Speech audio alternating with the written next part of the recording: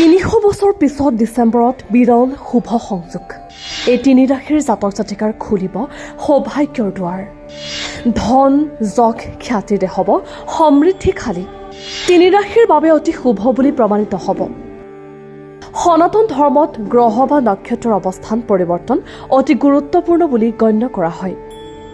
দৰাচলতে জ্যোতিষৰ মতে এটা নিৰ্দিষ্ট সময়ৰ ব্যৱধানত সকলো গ্ৰহই নিজৰ ৰাশি অৱস্থান সলনি কৰি ক্ৰমে ৰাজযোগ আৰু শুভযোগ গঠন কৰে। ৰাশিচক্ৰৰ 12টা ৰাশিৰ ওপৰতে ইয়াৰ প্ৰভাৱ দেখা যায়। জ্যোতিষৰ হিচাপ অনুসৰি 2023 চনৰ ডিচেম্বৰ মাহত প্ৰায় 300 বছৰৰ পাছত এনে এক বিৰল ঘটনা ঘটিবলৈ গৈ আছে, যিটো বহু ৰাশিৰ লোকৰ বাবে অতি শুভ বুলি প্ৰমাণিত হ'ব। 2023 চনৰ ডিচেম্বৰ মাহটো গ্ৰহৰ অৱস্থানৰ ওপৰত ভিত্তি কৰি অতি গুৰুত্বপূৰ্ণ বুলি বিবেচিত হৈছে। প্ৰায় 300 বছৰৰ পাছত চলিত বৰ্ষৰ ডিচেম্বৰ মাহত কিশোৰ ৰাজযোগৰ সৃষ্টি হ'বলৈ গৈ আছে। কিশোৰ ৰাজযোগ গঠনে তিনি ৰাশিৰ জাতক জাতিকাৰ সৌভাগ্যৰ দুৱাৰ মুকলি কৰিব।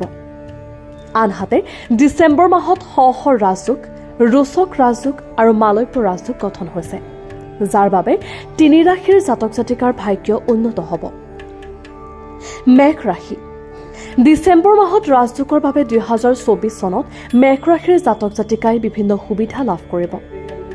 বিবাহিত জীৱনত মধুৰতা থাকিব, পৰিয়ালত পাৰস্পৰিক সহযোগিতা থাকিব, ধৰ্মৰ প্ৰতি আগ্ৰহ বাঢ়িব।